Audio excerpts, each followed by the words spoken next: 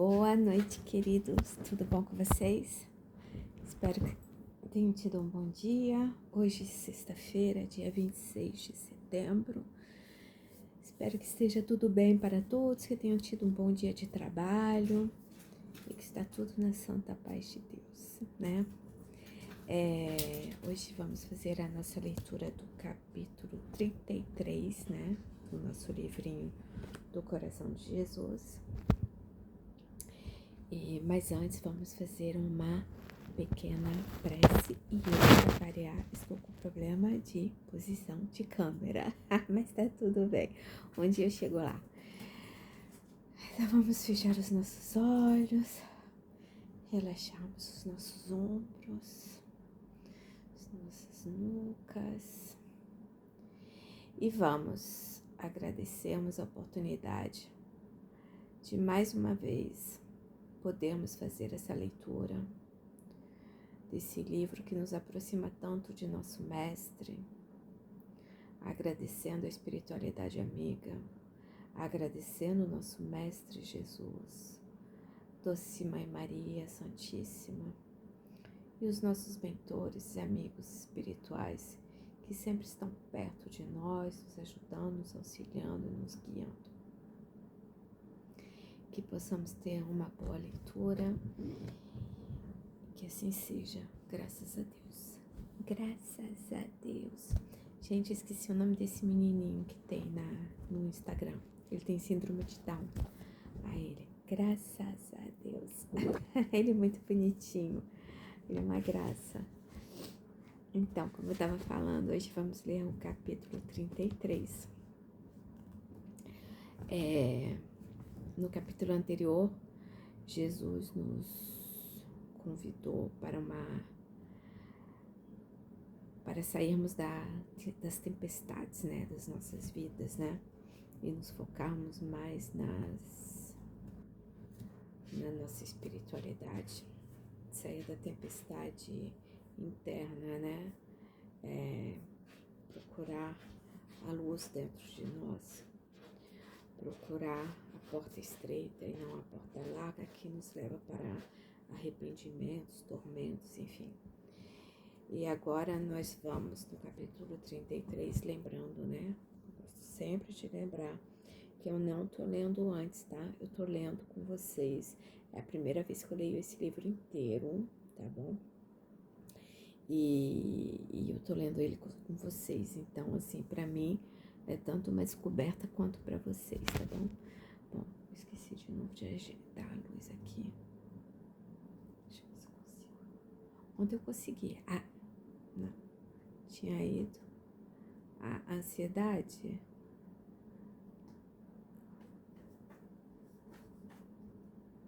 A ansiedade não deixa. Ficou no verde, tá bom, verde. Verde é saúde. Tá. Perdão e auto-perdão. Então Pedro, chegando a ele, perguntou-lhe: Senhor, quantas vezes devo perdoar ao irmão que pecou contra mim? Até 7 vezes? Jesus respondeu-lhe: Não te digo até 7 vezes, mas até 70 vezes 7. Isso está escrito lá em Mateus, versículo 18, itens 21 e 22. Aqui para lembrar essa passagem, quando Pedro vai perguntar a Jesus sobre perdão, né? Na realidade, ele estava magoado com Mateus. Ele tinha umas, assim, até eles, né? Eu acho que era um pouco de ciúme, porque Mateus, por ser talvez o único letrado ali, ele teve um período que ele ficou mais próximo de Jesus. Gente, hoje eu não tô conseguindo. E Pedro e Mateus acabaram se estranhando um pouco, né? E nesse que eles se estranharam, Pedro até ficou um pouquinho, acho que com consciência pesada, né? E ele acabou fazendo o quê? Indo conversar com Jesus, para saber, né, como perdoar, né? Ele queria entender como ele poderia perdoar. Ele contou, né, o que ele estava sentindo por Mateus, né, aquele certo descontentamento, vamos dizer assim. Tinha questão de dinheiro também envolvida. A gente, tá difícil isso aqui hoje.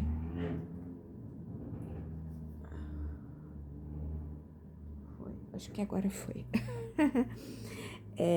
Tinha uma questão do dinheiro envolvido também, que foi levantada até por Judas na administração do dinheiro, só que todo mundo, assim, de uma certa forma, esqueceram que Mateus era cobrador de impostos, então ele era bom de matemática, ele era bom de números, então ele sabia muito bem o que ele estava fazendo com aquele dinheiro que eles recebiam de um pouco daqui e dali para se sustentarem, né? E aí, então Pedro foi conversar com Jesus e foi perguntar, e foi aí que Jesus falou essa frase, né? Que não devemos perdoar 7, mas 70 vezes 7. Quer dizer que a gente tem que perdoar 70 vezes 7? Não. Quer dizer que nós temos que perdoar indefinidamente, ao infinito, tá bom? É o infinito até ser perdoado, até se perdoar, enfim, porque aqui fala de perdão e de auto-perdão. Sempre vale lembrar que o auto-perdão é tão importante quanto o perdão. Gente, agora é um cabelo. Aqui, gente. Tá difícil hoje, me perdoem.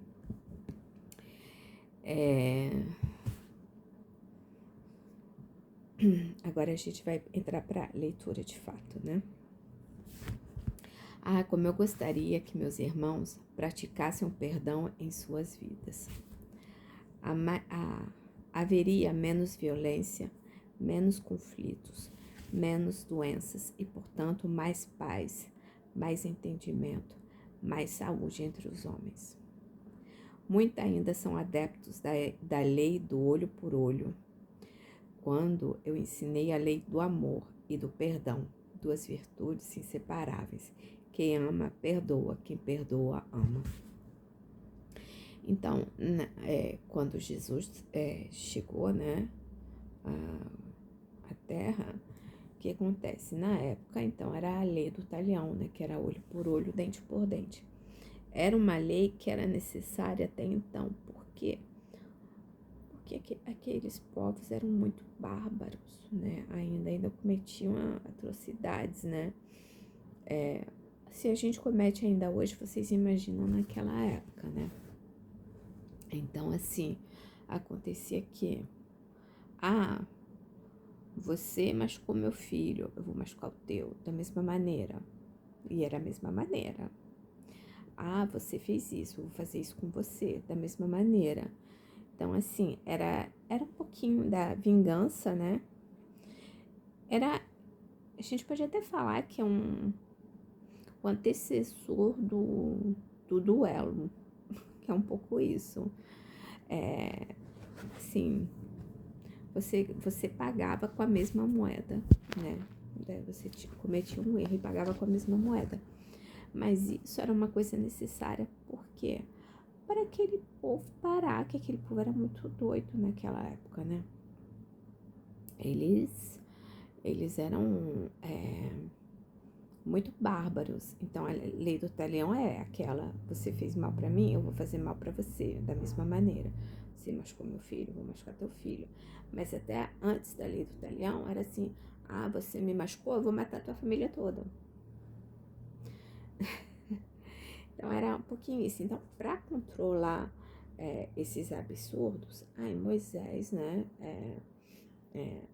acabou colocando essa lei que era olho por olho, dente por dente, né? A quem vem a mim suplicar auxílio para as suas dificuldades, mas carrega no coração o veneno do ressentimento e tem a mente tomada pelo ódio e pelo desejo de vingança. A esses eu reafirmo, o que já disse anteriormente. Sejam misericordiosos, assim como Deus é misericordioso com vocês. Isso tá lá em Lucas, versículo 6, item 36. Então, aqui, o que acontece?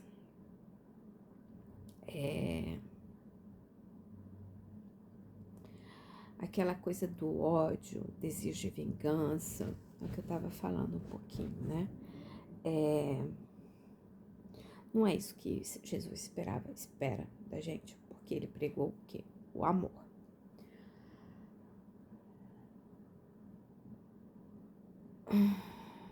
Aí, a gente... E o perdão, né? Aí tem aquela passagem, né?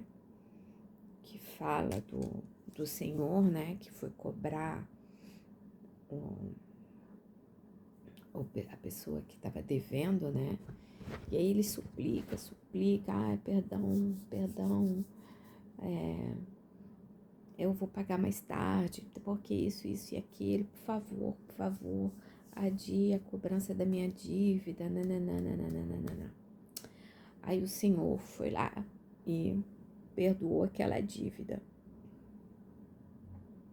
Aí esse mesmo homem que teve a dívida perdoada, ele era credor de outra pessoa. E aquela outra pessoa foi também, suplicou da mesma maneira que ele suplicou, só que ele não perdoou a dívida. Aí o Senhor, sabendo disso, foi lá e fez o quê? Deu um sacode nele, né? Nem lembro direito o que aconteceu com ele, agora deu um branco, tá, gente? Depois eu procuro e trago a história direito. Mas o que acontece? Nessa passagem, a gente pode comparar o Senhor que perdoa a dívida a Deus, nosso Pai, né? Que nos perdoa tudo. Ele não passa a mão na nossa cabeça, mas ele perdoa nossos equívocos, nos dando outras oportunidades de sanar as nossas dívidas, de nos melhorarmos, enfim. Ele nos dá outras oportunidades. Presta atenção que eu tô falando no plural. E nós fazemos o quê? E nós perdoamos o outro? Nem sempre. Muitas vezes nós resolvemos não perdoar e acaba que nós criamos mais débitos. Aí vai lá mais uma coisinha na lista lá do nosso crediário. Mais uma parcelinha, umas parcelinhas lá que são acrescentadas na nossa dívida. Então, assim, nós precisamos realmente aprender a perdoar. Quem tem um mínimo de conhecimento de si mesmo, de suas fragilidades e imperfeições, e dessa maneira dos erros já cometidos, tende a um estado de humildade capaz de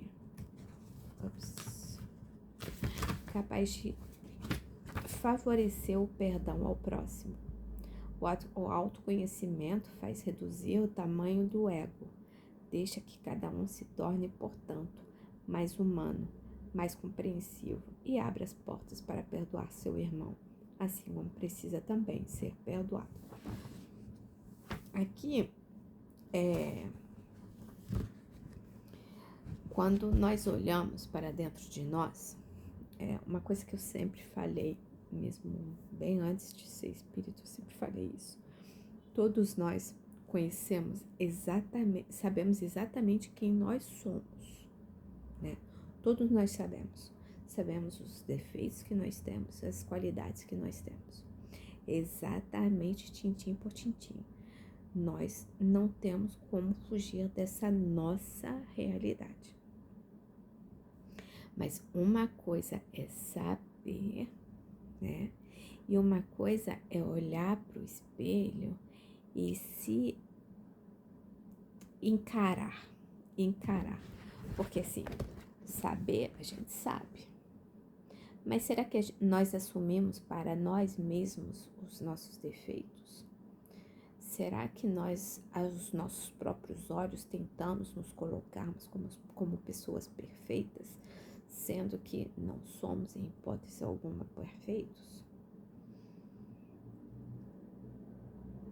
Que nós estamos ainda em evolução, que nós ainda cometemos muitos enganos, equívocos. Será que nós temos humildade suficiente para nos encararmos e reduzir o nosso ego, o nosso orgulho, nos tornarmos mais humanos, compreensivos? É isso que ele fala aqui. Para poder perdoar aquele irmão que precisa ser perdoado, mas que nós precisamos também, para nosso bem-estar, perdoar. Porque quando nós não perdoamos, nós envenenamos a nós mesmos também. Nós envenenamos o outro, mas a nós mesmos também. A gente tem que pensar muito nisso. É muito importante. Você deve se recordar da pergunta que formulei no Sermão da Montanha. Por que vês o cisco no olho do teu irmão e não percebes a viga do teu olho? Isso está lá em Mateus, novamente, versículo 7, item 3. Exatamente, nós enxergamos o defeito do outro e o nosso a gente apaga, passa uma borrachinha ali. Sabe aquela tinta mal passada? A gente passa assim por cima só para dar uma tapeada, mas tá ali. A viga é o ego que enxerga fácil os defeitos do outro, mas que não enxerga as próprias imperfeições. O ego sempre exalta a si mesmo e diminui os outros. A humildade nivela todos, colocando-os no mesmo barco dos seres humanos falíveis. Ter humildade não é falar que é humilde, tá? Ter humildade é se encarar e saber exatamente quem nós somos, onde estão os nossos pontos fracos e trabalhar em cima deles. É termos os olhos bem abertos, que nós de perfeitos não temos nada. Isso, de novo, é o nosso ego, é o nosso orgulho, a nossa vaidade. Gente, ego, orgulho, vaidade é assim um fim do ser humano. Se nós percebemos, a maioria das pessoas que caem é por ego, vaidade e orgulho. Porque nós não aceitamos que nós somos falíveis. Nós não aceitamos que nós não somos o senhorzinho e a senhorazinha perfeitinhos. Nós não queremos admitir os nossos erros. Nós não queremos admitir que nós também erramos. Ah, não, mas eu... Não tem mais eu. Não tem, não existe. Não existe. Se nós fôssemos perfeitos o suficientes, não estaríamos aqui. Eu sempre falo isso, gente.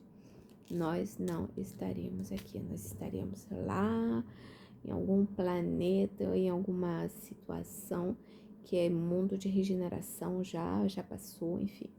A gente não estaria aqui, gente. Passando perrengue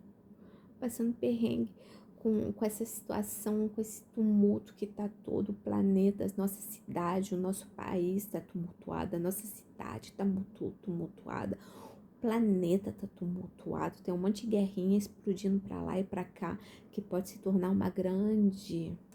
E eu tenho que tomar cuidado, porque o YouTube derruba essa palavra. Então, pode se tornar um grande problema. Por enquanto, são os pequenos de cá de lá.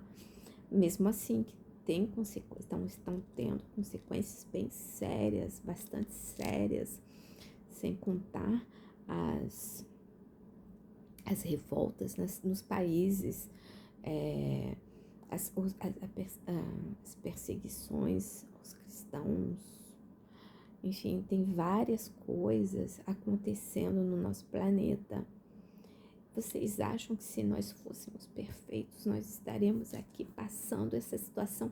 Nós estaríamos no Brasil, no Rio de Janeiro, com essa situação toda que está o Rio de Janeiro? Não, não. Nós estaríamos lá no Liechtenstein.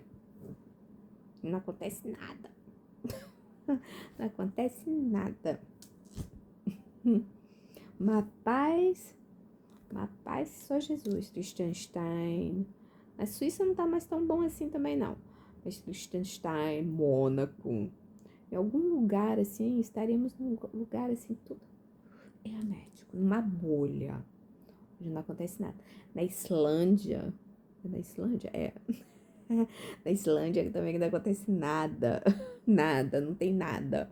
Não tem nem criminalidade, não tem nada, eles entenderam tudo. Então, nós não estaríamos no Rio de Janeiro, passando perrengue, né? Então, vamos pensar bem nisso, gente. Vamos pensar, nós não somos aquelas pessoas, aqueles docinhos de coco que a gente acha que é, não. Mas não adianta falar, eu sou humilde, não. Falar eu sou humilde já não é mais humilde.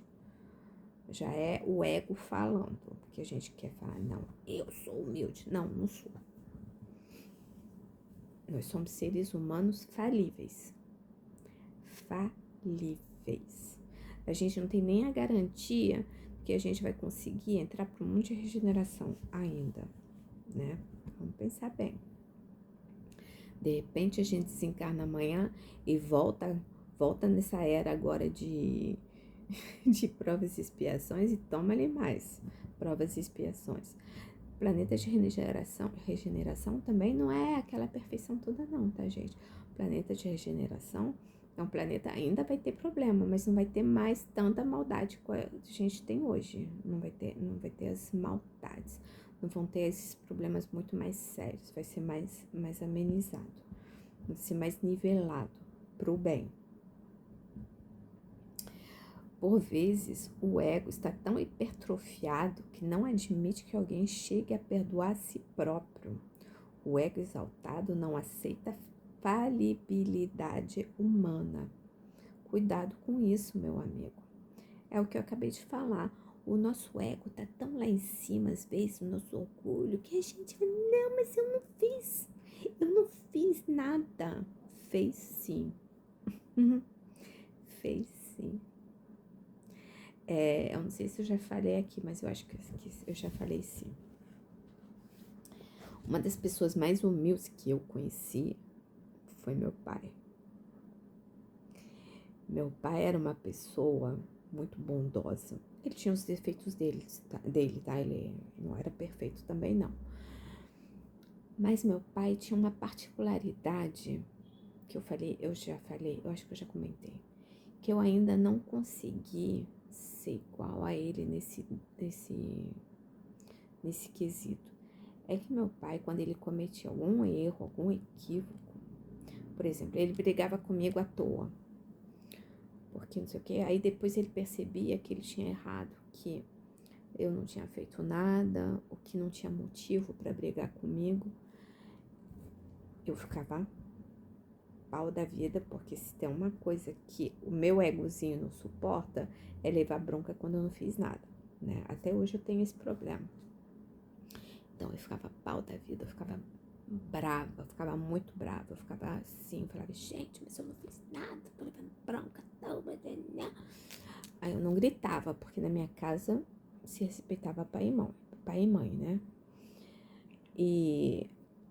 Mas eu ia pro meu quarto, me fechava no meu quarto e ficava lá no meu canto. Meu quarto tinha um mezanino, eu me escondia lá no mezanino, que eu ficava assim, possessa, e como não podia, não brigava com pai e mãe, então eu tinha que engolir aquilo ali, eu ficava marara.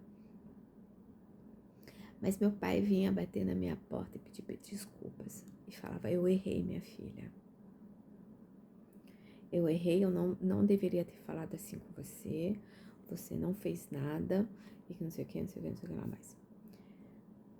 Gente, que humildade um pai pedir desculpas para uma filha. Principalmente uma filha como eu. que é chata pra caçamba. Então, é uma coisa que eu deveria ter aprendido.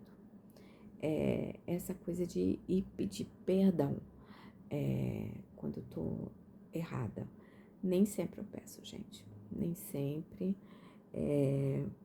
Eu já pedi perdão assim, mas de maneira bem sarcástica. Eu já dei uma melhoradinha, eu já peço desculpas, eu já, assim, não é ainda 100% de coração, tá? Mas eu já peço desculpas, eu já me esforço para dar esse passo. Mas além de dar esse passo, eu tenho que aprender a me perdoar também quando eu erro. Então, uma coisa também que aí eu já tô nessa fase de começar a não mais ficar me remoendo e quando eu faço alguma coisa e tentar me perdoar também, porque senão tô envenenando esse corpo físico, né? Então, assim, o ego, a gente não pode alimentar ele, a gente não pode alimentar nosso ego, porque nós não somos melhores que ninguém. Então, assim, é aí que a gente vem de novo com aquela reforma íntima. A reforma íntima é o quê? É você pegar um defeito de cada vez, ou da maneira que você quiser. Eu acho mais fácil um de cada vez. A gente se cobra menos e a gente acaba ficando menos ansioso.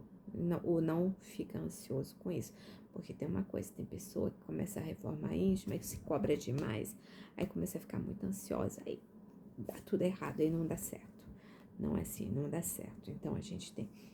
A minha técnica é pegar um tiquinho de cada vez.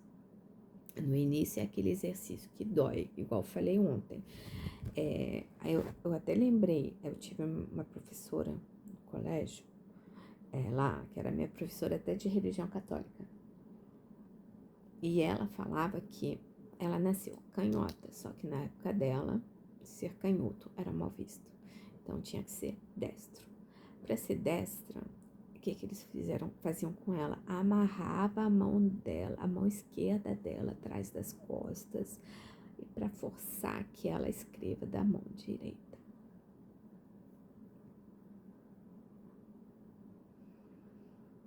Aí ela falava, ela pedia desculpas pra gente na aula, quando ela escrevia no quadro. Ela falava, gente, crianças, perdoem minha letra, minha caligrafia. Ela não é bonita, porque na realidade eu sou canhota, eu não sou destra. Mas só que eu não aprendi a escrever com a mão esquerda. Me forçaram a escrever com a mão direita. Então ela não sabia escrever com a mão esquerda e a letra dela com a mão direita eram uns garranchos assim, bem difíceis de decifrar às vezes. Mas a nossa reforma íntima é isso.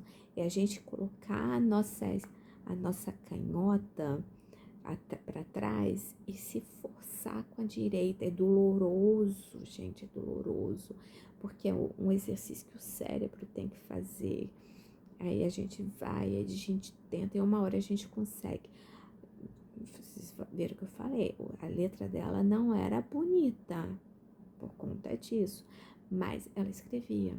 Então, assim, nós não seremos perfeitos ainda, mas nós já estaremos menos ruins do que a gente é agora.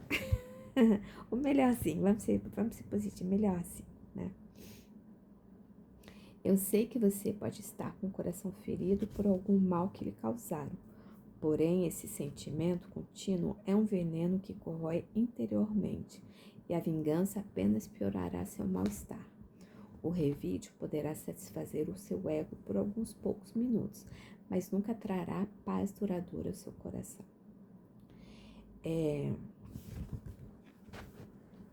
Acho que todo mundo já deve ter passado algum momento por uma situação mais ou menos assim. Todos nós, em algum momento já passamos, aquela coisa de retrucar, né, na hora. Aí na hora dá uma satisfação, coração, né? A gente fica, que bom, eu respondi, eu falei tudo que tinha que falar na lata. Aí daqui a pouco começa a pesar a consciência. Aí a gente começa, poxa, cara, não devia ter falado isso. Caramba, eu devo ter magoado a pessoa, devo ter machucado. Poxa, caramba, e agora? Não tem volta. Porque a palavra, a gente sabe que muitas vezes a palavra machuca muito mais do que os atos, né? Então vamos tomar cuidado com as coisas que a gente fala, quando a gente fala no meio de uma briga. A pessoa quer brigar, não briga, sai de perto, vai fazer outra coisa, vai dar uma volta, sai de casa. A gente consegue sempre? Não. Mas em vez de brigar as 10 vezes, as 10 oportunidades que terá, a gente vai brigar 5. Depois a gente vai brigar 4, aí 3, aí 2, aí um dia a gente vai ver que a gente não vai mais brigar. Que a pessoa vai deixar. E quando a gente não briga, não tem retorno, não tem volta, não tem aquela, né? Então, eu acho muito importante a gente tomar muito cuidado com as palavras que a gente faz. Como eu já falei também aqui, quando eu era criança, eu tinha uma língua muito venenosa, eu era muito maldosa. Era mais por vingança, olha só o que eu tô falando, né? Eu era meio vingativa. Então, eu falava as coisas que eu sabia que iam magoar de propósito, pra me vingar das mágoas que eu tinha, né? Que eu carregava dentro de mim. Se não fosse meu avô, de repente eu ainda seria assim. Mas meu avô me ensinou o quê? A pensar antes de falar. Mesmo assim, claro que obviamente nem sempre eu faço isso, né? Nem sempre eu consigo pensar antes de falar, não. Às vezes o sangue só dá aquela volta assim. Aí quando eu vi, eu já saiu. Mas eu mudei muito, tá? Eu mudei muito. Depois que eu entrei pro espiritismo, que eu estou estudando, trabalhando na casa espírita, eu melhorei muito, bastante, meu Deus do céu. Eu vejo a diferença. Eu explodi à toa, gente. Eu explodi à toa. Eu nunca fui de xingar, de falar muito palavrão, não. Mas explodir, eu explodia. Então, hoje em dia, eu tenho umas explosõezinhas, mas não é com tanta frequência como antigamente. Então, assim, estamos no bom caminho, né? O perdão não apaga o que aconteceu, mas é capaz de retirá-lo do passado doloroso e devolvê-lo novamente à vida rica de possibilidades interessantes que você perde enquanto alimenta mágoas e rancores. O perdão não significa concordância com o mal que lhe fizeram, apenas faz com que você não passe o restante da existência abraçando um espinheiro. Se você perdoar, muitas bênçãos ocorrerão em sua vida. É o que mais desejo a você. Você quer que eu lhe dê cura? Pois bem, eu lhe dou o remédio, o perdão. Então, o remédio para as nossas mazelas aqui, um dos remédios, né, é o perdão. Jesus já falou de amor, já falou de muita coisa, agora ele falou do perdão.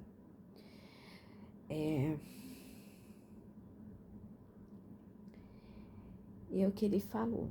Não é porque a gente perdoou uma pessoa que a gente vai ficar amigo da pessoa novamente, a gente vai ficar assim de novo. Não, não é isso. Perdoar é a gente tirar aquele veneno que está dentro de nós, nos corroendo, e que conscientemente ou inconscientemente a gente também vai jogando para cima daquela pessoa. Como eu falei para vocês, eu roguei praga pro meu ex-marido quando a gente separou. Isso é o que? Era meu orgulho ferido e sem perdão nenhum no coração, que eu era incapaz de perdoar ele. Então, o que que eu fiz? Roguei praga pra criatura, né? Como eu falei, hoje em dia já não tem mais nada disso no meu coração, já passou, tá lá atrás. Enfim, demorou muito tempo pra passar, gente, demorou muito. Foram 2 décadas pra passar todo o rancor que eu tinha dele. Mas e eu tenho um dos meus irmãos também, que hoje em dia eu tenho mais pena dele que outra coisa também. Porque ele é uma pessoa muito infeliz, coitado. Eu tenho pena dele. Porque ele cometeu tanto equívoco em relação à família, aos meus pais, enfim. E ele não foi capaz de botar o orgulho dele de lado. Ele não foi capaz de se perdoar, ou até mesmo de perdoar os meus pais, porque a mãe não é a mesma. Mas o nosso pai era o mesmo, mas a mãe não. Então, assim, ele ficou com muita raiva do meu pai, ele ficou com muita raiva da minha mãe. A ponto que, quando nosso pai ficou doente, ele nunca pegou o telefone para ligar para o nosso pai. Quando nosso pai estava para desencarnar, todo mundo veio. Minha família, para quem não sabe, todo mundo mora lá na Bélgica, né? Meu irmão mais velho veio, meus tios vieram. E ele não veio. Ele não veio. Ele não foi capaz. Ele não foi capaz de se mexer nem no último suspiro do nosso pai. Aí, quando nosso pai desencarnou, alguns meses depois, também foi a única vez que ele entrou em contato com a gente por telefone, né? De falar. Ele entrou em contato, falou com a minha mãe, falou que se arrependia, que agora não tinha mais como voltar atrás, que era tarde demais, que ele tinha entendido. Isso se passaram 14 anos já faz pouco mais de 14 anos que meu pai desencarnou. Minha mãe fez 7 anos agora que ela desencarnou. E o que acontece? Meu irmão até hoje está fazendo terapia, porque ele não aguenta o remorso. Ele é uma pessoa triste. Ele vive, tipo, virou um bicho do mato. Ele vive com a mulher dele lá nos cafundé do Juda do interior, lá da Bélgica. Ele tem um trabalho dele, ele sai, ele vai trabalhar todo dia, ele trabalha de moto, mas ele virou assim, tipo, um matuto. Sendo que nós tivemos uma adolescência bem animada. A gente vivia pra cima e pra baixo, nós tínhamos muitos amigos, que os nossos amigos eram os mesmos, né? O grupo de amigos que a gente tinha era o mesmo. A gente vivia pra cima e pra baixo, a gente fazia muitas coisas, E hoje ele é uma pessoa só, assim, só tem ele, a mulher dele. Às vezes ele vai para algum encontro de família, mas é muito difícil. E ele é um matuto, virou um matuto. Por quê? Porque ele não foi capaz de se perdoar tudo que ele fez os nossos pais passarem, os meus pais passarem, né? No caso, a minha mãe e nosso pai passar. É muito triste por ele. E eu vejo que ele ainda não conseguiu, porque foi aniversário dele, mandei mensagem, que eu tenho o WhatsApp dele. Mandei mensagem, feliz aniversário, irmão, não sei o quê. Assim, nós perdemos também aquele vínculo que a gente tinha. Nós éramos muito amigos. Hoje em dia somos 2 desconhecidos. E mandei, feliz aniversário, irmão, não sei o quê. Ele me respondeu 2 dias depois. Ah, obrigada, irmãzinha. Só. Aí, 15 dias depois. Não, uma semana depois. Foi meu aniversário. Nem sinal de vida. Então, percebe-se que ele ainda não conseguiu superar. Ele tem muitas questões que equivocadas na cabeça dele em relação à minha mãe e ao nosso pai, que ele não consegue superar até hoje. Então, assim, até hoje ele não consegue entender que os pais dele separaram porque a mãe dele traiu o nosso pai. E meu pai chegou uma hora que ele chega. E depois ele conheceu minha mãe. E meu irmão, até hoje, por conta das mentiras que a mãe dele falava, ele acha que foi a minha mãe que tirou meu pai da mãe dele. Só que a mãe dele, quando meus pais se juntaram, a mãe dele já estava morando com a amante. Então, assim, ele não consegue entender a linha do tempo da história e ele culpa minha mãe, ele culpa mim, ele culpa meu pai, ele culpa nosso irmão caçula, enfim. Ele culpava, não sei se ele ainda culpa, mas eu percebo que ele ainda não superou nada disso, que ele ainda tem esse rancor, essa raiva dentro dele.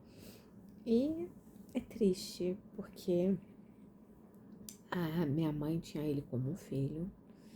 Minha mãe criou ele com todo amor, com todo carinho. Minha mãe ficou muito triste com a situação toda. Meu pai também, obviamente. E, assim, é triste você ver isso acontecer e a pessoa... Poxa, ele tá com 56 anos. 56 ele fez. Ele tá com 56 anos e ele ainda não consegue entender, ele ainda não consegue, não superou. Ele não superou o que aconteceu entre ele e nossos pais há mais de 20 anos atrás, uns 25 anos atrás, e ele não superou o anterior também não. Então, ele é uma pessoa muito infeliz.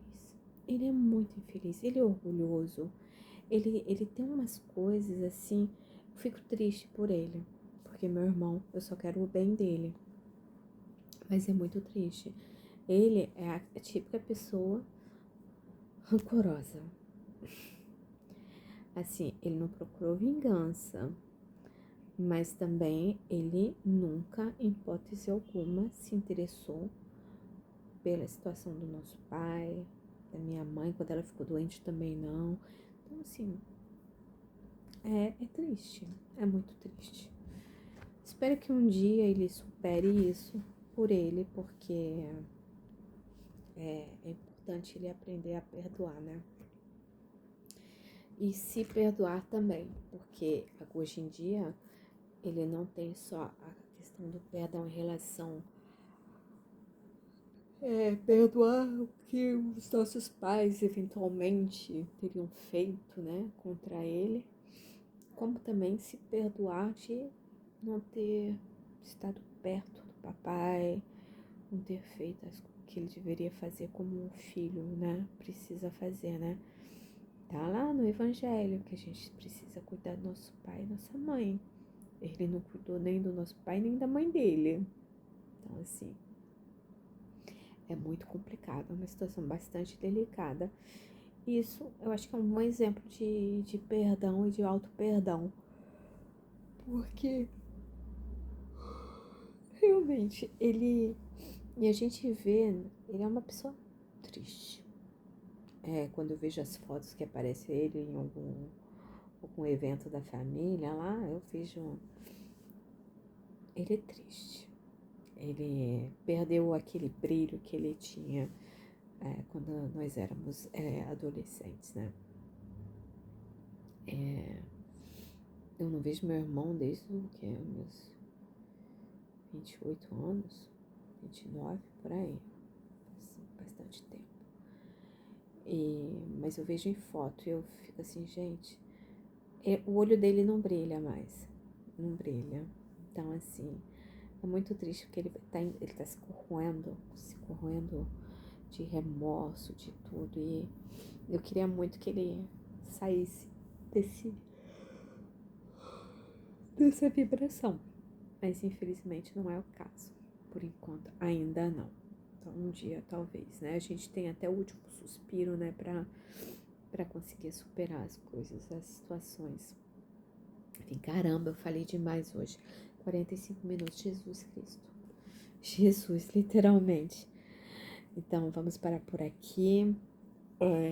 Fica aí um alertazinho. Vamos tentar perdoar o máximo que a gente puder. Vamos nos perdoar também, porque é muito importante. E perdoando é sinal que a gente ama, né? Perdoar é amar e amar é perdoar. Tá bom, gente? Então vamos fazer a nossa prece, agradecendo a Jesus, a Maria Santíssima, aos bons espíritos que estiveram com nós, por esse momento de leitura, de aprendizado, que possamos sermos capazes de perdoarmos aos nossos irmãos, assim como nós necessitamos sermos capazes de nos perdoarmos, que possamos seguir adiante com as nossas existências, com muito amor no coração, com muito perdão, com muita compaixão, com muita caridade. Tudo isso vai junto com o perdão. Agradecemos a cada um dos irmãos que aqui estiveram nesta noite junto conosco e pedimos humildemente que nossos lares sejam tratados pelos irmãos franciscanos, que eles sejam higienizados, que nossas casas sejam iluminadas pelo amor de Jesus, assim como todo ser vivo que se encontra debaixo do mesmo teto que a gente, possa receber nesse momento, possamos todos recebermos nesse momento um banho de luz, banho de pétalas, banho de amor de Jesus e de Maria. Pai nosso que estais nos céus, santificado seja o vosso nome, venha a nós o vosso reino, seja feita a vossa vontade, assim na terra como no céu. O pão nosso de cada dia nos dai hoje. Perdoai-nos as nossas ofensas, assim como nós perdoamos a quem nos tem ofendido. E não nos deixeis cair em tentação, mas livrai-nos do mal. Ave Maria, cheia de graça, o Senhor é convosco. Bendita sois vós entre as mulheres, bendito é o fruto do vosso ventre, Jesus. Santa Maria, Mãe de Jesus, rogai por nós, pecadores, agora e na hora de nossa morte.